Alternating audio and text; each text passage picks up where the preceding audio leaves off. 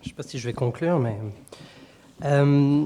merci pour l'invitation. Je suis un peu fiévreux, donc ça va me donner l'excuse d'être confus. Ou pas. Et puis je vais vous présenter, dans le fond, quelque chose qui est à la croisée d'un récit d'expérience, de réflexion, de réflexion structurante, j'espère, en tout cas sur des enjeux structurants de la recherche sur les inégalités sociales, et aussi quelques recettes de cuisine. Dans le fond, c'est une présentation un peu qui expose une méthodologie de recherche et un peu comment je m'y suis pris dans plusieurs cas pour dealer avec cette question, on va dire, des rapports sociaux inégalitaires et de la question de la hiérarchie des savoirs, donc la création d'espaces dans lesquels on pourrait questionner cette hiérarchisation des savoirs et créer possiblement des savoirs dans des conditions plus égalitaires. Alors depuis toute fin de 2017, je suis embarqué avec un collectif de personnes dans une réflexion sur l'élaboration d'une programmation de recherche sur le thème suivant, inégalité épistémique, accrochez-vous bien, et recherche participative. Alors l'objet de la présentation, ce n'est pas de rentrer dans ce que c'est inégalité épistémique. Anaïs a donné plusieurs exemples de ce type de situation-là, mais dans le fond, c'est un type particulier d'inégalité qui se manifeste ou qui découle de la hiérarchisation des savoirs. Donc si vous avez des questions dans la discussion, on pourra revenir plus précisément sur ça, mais gardez à l'esprit que c'est des rapports sociaux inégalitaires qui sont attachés à la hiérarchie des connaissances. Donc le fait d'échanger comme ça avec un groupe, je vais revenir sur la composition de ce groupe-là, mais à l'occasion de séminaires thématiques, on s'est donné une programmation de séminaires durant lesquels on échangeait aussi. Ça a abouti à une grande journée d'échange avec des partenaires communautaires en juin 2018.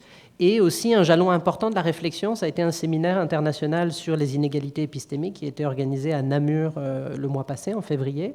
Et là, on continue la réflexion avec ces séminaires thématiques pour arriver à un moment à une programmation qu'on pourrait déposer auprès d'un organisme subventionnaire. Donc je vous dis quand même, le cadre est un cadre universitaire avec un objectif d'aller chercher une subvention de recherche, mais on s'est dit on va se donner aussi les moyens de penser ce cadre comme on a envie de le faire. Et au cœur de nos échanges, on s'est beaucoup questionné sur le multipositionnement au croisement des privilèges et des discriminations, parce que comme vous allez voir, ce collectif est composé de personnes avec des positionnements situés très distincts. Et on a aussi réfléchi sur les stratégies, comme je vous disais, pour créer des espaces dans lesquels on pourrait, en tout cas, pas annuler les hiérarchies, mais en tout cas les diminuer, les nommer, les conscientiser le plus possible. Alors, ma présentation, c'est 3 points, en fait, c'est 2 plus 1. La méthodologie de travail qu'on s'est donnée dans ces séminaires-là pour échanger ensemble. Comment on s'est présenté aussi, et moi, je vais plus vous parler à ce moment-là de comment moi, je me présente dans ces espaces-là. Je pense que c'est ça que je vais faire. Et puis, un petit point sur la question du langage, des émotions et de l'art. Alors, dans ces séminaires, qui était présent ? Quelques universitaires de plusieurs disciplines. Il y avait des étudiantes, souvent avec le chapeau de travailleurs sociaux dans différents contextes, soit qui étaient encore des travailleurs sociaux, soit qui l'avaient été et puis qui prenaient après des études à la maîtrise au doctorat. Et un groupe de personnes du groupe de recherche et de formation sur la pauvreté au Québec qui arrivé et avec un peu le bagage d'avoir collaboré dans différents projets de recherche avec des chercheurs et en même temps d'être au premier plan touchés par les inégalités dont on parlait, à la fois, bien sûr, le fond de leur expérience, c'est le vivre dans la pauvreté, mais aussi au quotidien de voir leurs paroles invalidées, de voir leurs paroles et leur savoir invisibilisés. Donc là, je me rattache beaucoup à ce qu'a nommé Anaïs. Donc ça, c'était un peu les personnes autour de la table. C'était variable d'un séminaire à l'autre, mais on a toujours cheminé avec au moins une dizaine de personnes, avec une certaine représentation entre ces différents groupes. Comme je vous dis, il y a des gens qui ont différents chapeaux, donc c'est pas des groupes qui sont isolés, hermétiques, mais et parfois on était une quinzaine, donc on a un peu évolué là-dedans. Et bien sûr, dans la journée d'échange, là, on a ouvert aux partenaires. Il y avait il y avait le collectif pour un Québec sans pauvreté. Il y avait une dizaine de groupes communautaires qui étaient venus, d'autres chercheurs. Et le colloque, là, c'était plus une centaine de participants, encore une fois, avec cette diversité des publics dans l'Assemblée. Alors, c'est quoi la méthodologie de recherche qu'on a essayé la méthodologie de travail qu'on a essayé de mettre ensemble? Alors, tout d'abord, on avait la chance de commencer avec une subvention de recherche, ce qui a permis d'embaucher quelqu'un qui pouvait travailler 2 jours semaine pour nous aider à organiser ces séminaires, à faire le lien avec les participants, les participantes, et ça, c'était précieux. Et puisque cette personne, le premier pas, la première étape, c'était de rencontrer individuellement les gens qui allaient faire partie de ces séminaires-là pour les faire parler sur le thème. Qui racontent leur expérience en lien avec cette thématique-là, des inégalités épistémiques, et qui nous racontent leur collaboration avec la recherche, les projets de recherche qu'ils avaient initiés, ou alors leur pratique comme intervenants, intervenantes en lien avec le thème, et de dire qu'est-ce qu'ils aimeraient bien traiter dans ces séminaires. Ce serait quoi, dans le fond, leur programmation idéale pour les prochains séminaires. Donc ça, c'est le coordonnateur qui a fait ça. On s'est rencontrés et donc on a essayé de bâtir notre programmation à partir de ce qui sortait des entrevues. Et on s'est dit aussi, les entrevues, c'est bien parce que dans un premier temps, la personne se retrouve en quelque sorte dans un espace où elle peut commencer à élaborer sa propre pensée sur le sujet. Condition importante qui nous semblait, c'était la diversité des acteurs, des actrices. On n'avait pas une représentativité à tout niveau, mais c'est celle dont je vous ai parlé à l'instant. Une animation tournante des séminaires thématiques. Finalement, on avait espoir que tout le monde pourrait à un moment ou un autre animer les séminaires. Finalement, c'est plus les universitaires qui se sont retrouvés à animer ça en collaboration avec les personnes du groupe de recherche et de formation sur la pauvreté au Québec. Comme je vous disais, le fait qu'on avait un coordonnateur 2 jours semaine, ce qui est bien, c'est qu'il pouvait aussi passer des coups de fil, faire remonter les besoins, parce que la plupart il y a beaucoup de textes cachés, donc il y a des choses qui n'étaient pas exprimées durant les rencontres, mais lui avait la chance de les fréquenter hors des séminaires, de les appeler, de faire un suivi avec ces personnes, et de faire remonter en quelque sorte les besoins qui n'étaient pas exprimés dans les espaces plus formels. Donc ça, c'était intéressant. Et lui-même avait travaillé dans ce groupe de recherche et de formation sur la pauvreté au Québec, donc aussi avait un lien, ce n'était pas un intrus vis-à-vis de ce groupe-là.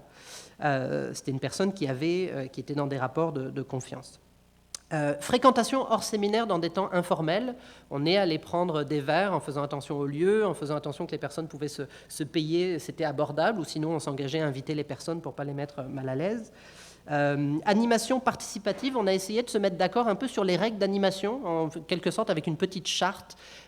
Donc finalement, ce qui sortait, c'est qu'il fallait prioriser les premiers tours de parole, qu'il y ait une certaine diversité dans les prises de parole, de parler au jeu, de son expérience, de ne pas attaquer l'autre. Donc c'était quoi les petites règles qu'on pouvait se donner en termes d'animation pour créer un espace sécuritaire dans l'échange, en tout cas le plus possible.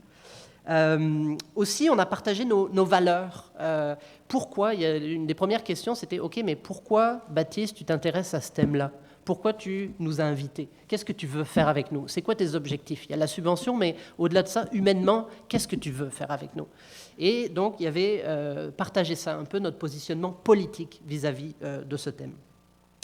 En amont des rencontres formelles aussi, le coordonnateur pouvait rencontrer à chaque fois, parce qu'il y avait des textes, on se donnait des textes à lire ou des thèmes, donc il fallait réfléchir. En amont, on avait cet espace-là pour les personnes qui le souhaitaient, de préparer les rencontres pour pas arriver le jour même face à une présentation ou une animation sur un thème auquel ils s'étaient pas préparés. Donc s'ils le voulaient, c'était assez libre. Un dédommagement financier, les personnes du groupe de recherche et de formation sur la pauvreté au Québec n'étaient pas rémunérées, mais elles étaient dédommagées à hauteur de $100 pour la participation à chaque séminaire. Voilà, ça, comprenant la préparation, c'est pas un montant énorme quand on voit ce que c'est la préparation aussi en amont, le temps de se déplacer, d'arriver, mais c'était ce qu'on pouvait faire de mieux étant donné le financement qu'on avait.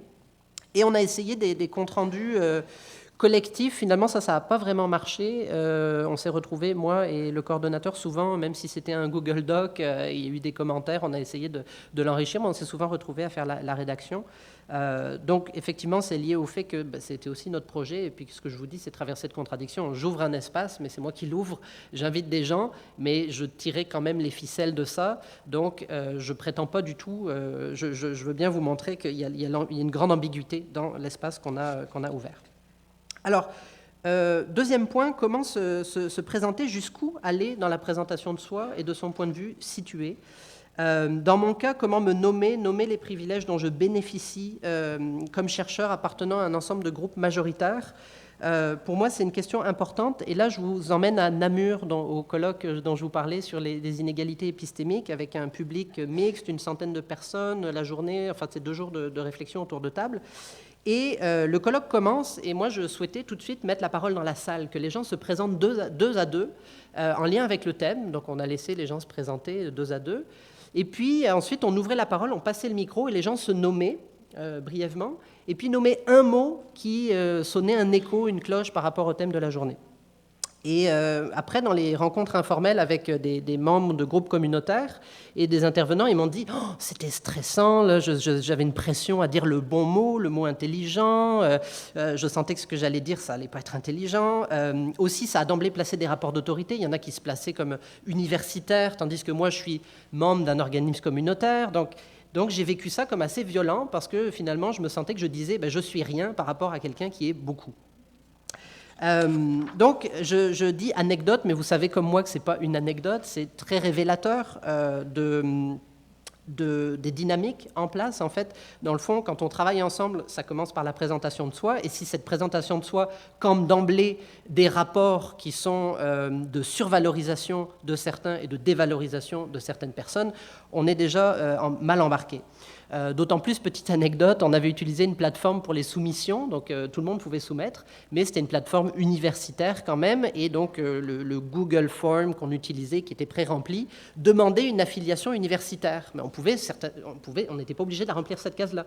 Donc il y a plusieurs personnes qui étaient d'équipes de praticiens-praticiennes qui présentaient avec des gens de leur organisme, qui arrivaient, qui mettaient rien ou néant à affiliation institutionnelle, et aussi le fait de ne pas avoir un espace positif pour se nommer, c'était aussi déjà d'emblée, même avant le colloque, avec toute notre bienveillance, notre bonne volonté, bien sûr, on était les pieds dans le plat par rapport aux inégalités qui traversent les espaces au moment où on les ouvre. Et dans les discussions, ce qui était intéressant, c'est qu'il y avait quand même un bassin de personnes que je connaissais déjà, pas toutes, mais on va dire un bon tiers. Donc déjà, ça a créé une ambiance assez chaleureuse, et on était avec ce lien-là, grâce à ce lien-là, je pense que ça a permis de contaminer un peu, ça a créé une ambiance assez chaleureuse et cordiale, où les gens se sont autorisés à nous donner des suggestions, à nous dire pourquoi on s'était planté. Et ça, j'ai trouvé ça intéressant. Par exemple, pour la question du tour de table dont je vous parlais au tout départ, on nous a dit, on m'a partagé, ce qui serait intéressant, c'est par exemple, ça aurait été intéressant de ne pas se nommer au tout départ. Plutôt que de commencer par se nommer, on pouvait juste en rester à la présentation 2 à 2. Je trouve ça intéressant, mais en même temps, pour moi, ça n'enlève pas les rapports de pouvoir, et je te dirais même que ça crée une fausse horizontalité, une égalité de surface, un peu comme si on était tous des participants, des participantes, on est tous des êtres humains, mais abstraits des relations de pouvoir. Donc ça me semblait important aussi de pouvoir de situer un peu les prises de parole, parce que de fait, ça va transparaître quand les gens vont s'exprimer. On ne va pas s'empêcher de s'imaginer, est-ce qu'ils parlent comme universitaire, est-ce qu'ils parlent comme militant. Donc je trouvais en tout cas. Et c'est aussi pour moi un peu l'illusion positiviste de pouvoir se dire, on prend la parole, puis dans le fond, on n'est pas enraciné dans quelque chose, on n'a pas de point de vue. Finalement, on est un participant neutre d'une certaine manière, et pour moi, ce n'était pas nécessairement l'avenue à prendre, mais en tout cas, ça a été suggéré. Il y avait aussi l'idée de ne pas nommer les titres de manière exhaustive, passer par des catégories standardisées, si oui, lesquelles. Utiliser des outils d'animation populaire, comme faire lever la main aux gens s'ils s'identifient à tel groupe, tel groupe, tel groupe. En même temps, les gens me faisaient ils se dialoguaient eux-mêmes, quand ils me présentaient ces trucs-là, ils faisaient des objections eux-mêmes, et ils disaient « mais en même temps, si on dit assisté social, pauvre, personne en situation de pauvreté, membre de groupes communautaires, ça peut être aussi très malaisant, donc comment on fait pour identifier ces catégories en amont ?»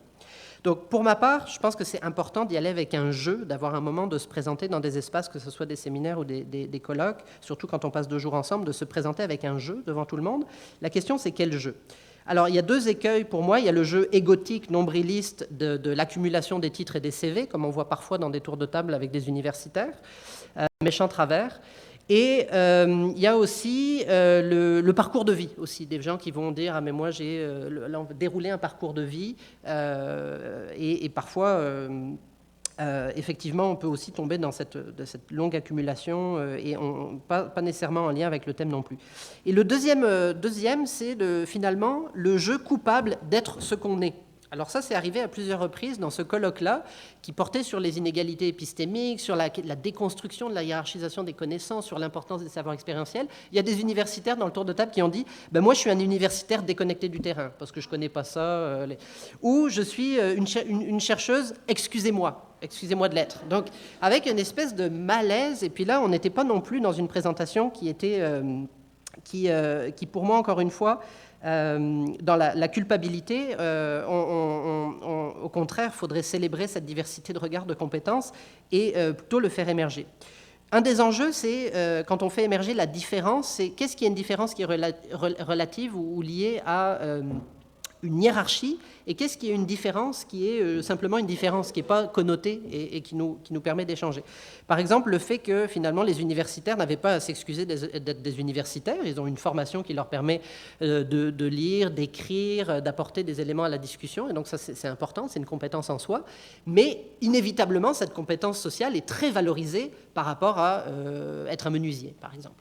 Donc, de réfléchir, et je pense que c'était l'enjeu pour nous dans ce colloque-là, de réfléchir à qu'est-ce qui est une différence sans qu'elle soit nécessairement incrustée, et si elle est incrustée dans cette hiérarchie, comment en refaire simplement une différence, c'est-à-dire un trait qui nous qualifie en propre, sans s'établir dans ces rapports-là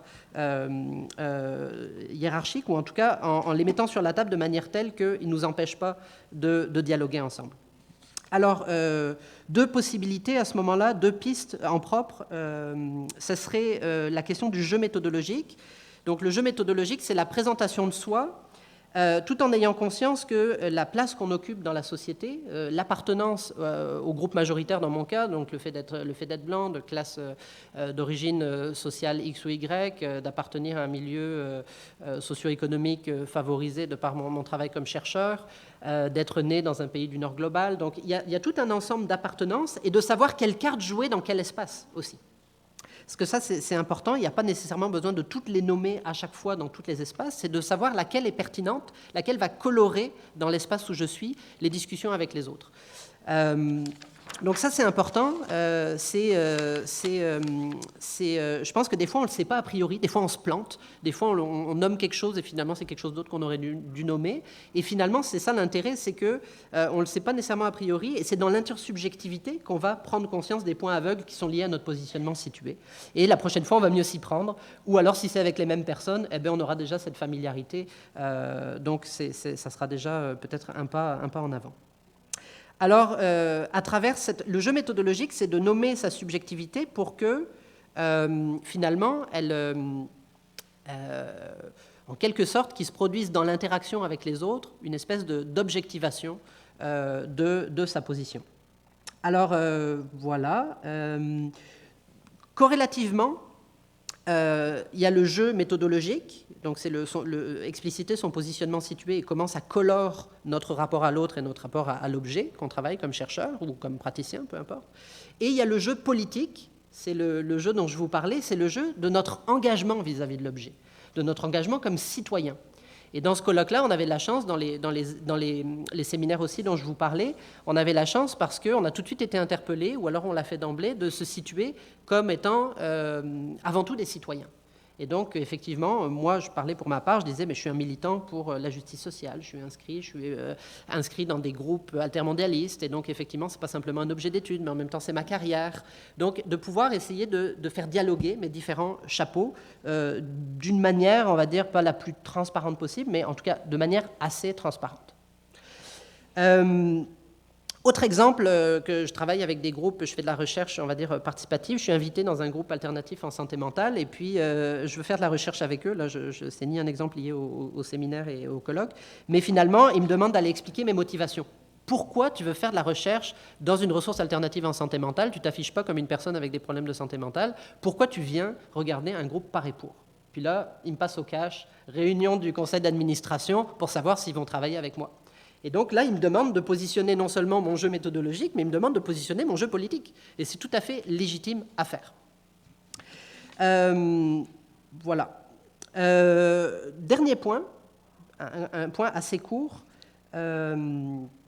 Juste vous dire qu'à Namur, c'est ça, à Namur, donc finalement avec cette entrée en matière de tour de table un peu qui a soulevé des questionnements, mais finalement toute la journée, toute la première journée et toute la seconde journée, on a eu les gens se sont autorisés dans les couloirs à faire des critiques et tout, et finalement le lendemain matin de la deuxième journée, on a commencé le colloque par « Hier, vous avez vécu des choses par rapport à l'étiquette qu'on a pu vous attribuer, comment vous êtes senti par rapport à ça. » Et finalement, les gens ont vraiment eu un espace, en tout cas, je dis les gens, on a eu un espace, parce que moi aussi j'ai pu parler, sur comment on s'était senti vis-à-vis de la thématique, vis-à-vis de nos identités. Donc ça, je pense qu'en soi, c'était aussi important qu'on puisse à la fois réfléchir sur le fond et la forme, et que ça nous conduise à nous ajuster aussi dans la deuxième journée.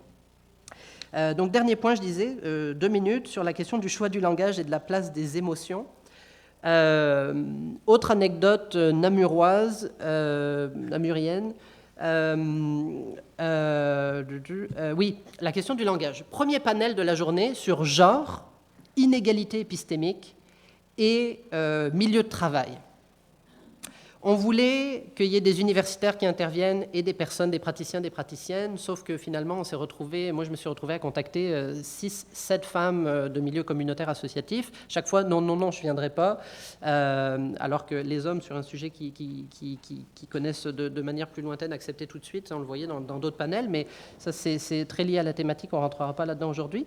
Mais finalement, celles qui ont accepté, c'est des universitaires, des jeunes femmes avec un PhD de Belgique, de France, et qui arrivaient et qui, en fait, malgré avoir dit que c'était un espace dans lequel il fallait s'exprimer de la manière la plus simple possible, établir, qui étaient très prises dans leur, et certainement avec, encore une fois, la volonté d'éclairer les enjeux avec des concepts, mais très prises dans les références théoriques, très prises dans les citations, et ça a été vu comme très violent aussi. De voir ce jargon professionnel. Alors, donc, relativement à la thématique, ça donnait des phrases comme « Les féministes racisées ont critiqué les épistémologies féministes en empruntant aux épistémologies du Sud et aux théories de l'intersectionnalité ». Donc, ça donnait des phrases comme ça qui mettaient un peu tout le monde mal à l'aise, autant les personnes qui les comprenaient ou qui croyaient comprendre que les personnes qui les comprenaient pas, mais en fait peut-être les comprenaient aussi, en tout cas.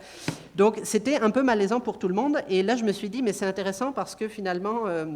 on retombe dans le piège dans nos réflexes professionnels comme universitaires. Puis là, finalement, on avait juste un colloque avec un panel classique. Pour ce panel-là, heureusement, on a eu des panels aussi qui ont fait voir de toutes les couleurs. Mais facilement, on retombe dans nos réflexes professionnels. Et c'est très pertinent d'avoir des espaces académiques dans lesquels on a ce langage-là. Ce n'est pas du tout une critique. Et ce n'est pas non plus de dire il faut rabaisser le niveau. Ce n'est pas ça. Mais c'est qu'on peut dire, par exemple, que des féministes racisées ou des femmes noires ne se reconnaissaient pas dans le féminisme qui était développé jusqu'à par des femmes blanches parce qu'elles ne vivaient pas la même situation dans la société, il n'y avait pas les mêmes rapports sociaux. Donc je pense qu'on peut l'expliquer sans tomber sans jargonner non plus. Ceci étant, jargonner est important entre nous. Donc je pense à partir du moment où on dit on veut se rencontrer, on ouvre des espaces, nécessairement il faut s'interroger sur le langage qu'on utilise. Et sur la place des émotions, je termine sur ça, les émotions qui ne sont pas à expurger, auxquelles on essaye de faire une place, auxquelles on a essayé de faire une place dans nos séminaires. Je m'appuie ici sur la lecture un peu féministe des émotions, la politique féministe des émotions, qui dit que les émotions sont politiques. Les émotions nous renseignent sur les rapports socio-inégalitaires, sur le juste et l'injuste, sur l'acceptable et l'inacceptable. Donc elles ne sont pas à expurger de ces espaces-là. Elles nous renseignent sur ce qu'on vit comme personne. Donc il faut aussi trouver des manières de leur faire de l'espace. Nous, ce qu'on a fait dans la journée de juin 2018 avec nos partenaires, c'est qu'on avait fait, autour des tables, on avait demandé aux gens de réfléchir à des situations, de nommer des situations d'injustice ou d'inégalité épistémique, et de le représenter, après la pause, ils avaient un travail en groupe pendant 25 minutes, de le représenter sous forme de scène théâtrale. Et le fait de passer par la scène théâtrale, ça a donné des choses, des pépites, ça a donné des choses qui ont complètement, en tout cas, eu tendance à égalitariser. Si on avait fait un retour de parole sur les expériences autour des tables, qui aurait parlé? C'est la personne qui avait pris les notes. Qui a pris les notes? Vous voyez que ça, c'est très connoté. Qui va prendre la parole? Ça aussi, c'est très connoté. C'est pas tout le monde qui va prendre la parole. Donc, finalement, de passer par les arts, ça a fait qu'on s'est retrouvé avec des personnes qui, n'étant pas à l'aise avec le langage ou de pouvoir s'exprimer, ont finalement patenté des choses assez extraordinaires. Malheureusement, ça n'était pas filmé. Donc je ne peux pas vous montrer ça, mais c'est vraiment, je pense que moi je le sens, que la piste des arts va être vraiment à explorer pour créer des choses ensemble, pour ouvrir des espaces de discussion, parce que réellement c'est assez ça fout le bordel, en fait. C'est-à-dire que tout d'un coup, des gens qui sont très à l'aise avec la parole se retrouvent entièrement déstabilisés, et des gens qui ne sont pas à l'aise avec la parole peuvent se retrouver, en tout cas, tout aussi déstabilisés, mais peuvent avancer beaucoup plus facilement. Voilà, merci.